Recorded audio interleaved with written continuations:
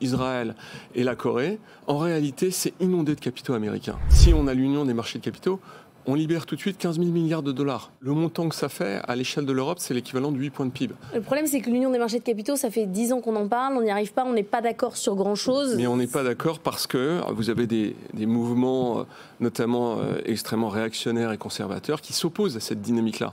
C'est parce qu'on s'approche de la notion d'Europe fédéraliste. Et si vous voulez, moi je vois tous les gens, notamment d'extrême droite, qui contestent cette idée d'Europe, qui disent qu'il veut revenir à un espace souverain. Il y a deux exceptions notoires qu'on cite tout le temps, c'est Israël et la Corée. En réalité, c'est inondé de capitaux américains. Donc il faut le dire, il n'y aurait pas de Corée s'il n'y avait pas la volonté des États-Unis de la défendre contre le Nord et le fait d'avoir fait des partenariats extrêmement forts dans la technologie depuis une quarantaine d'années. Et Israël, c'est pas compliqué, c'est le premier chapitre dans le Nasdaq, c'est vraiment un satellite américain à l'égard du venture capital.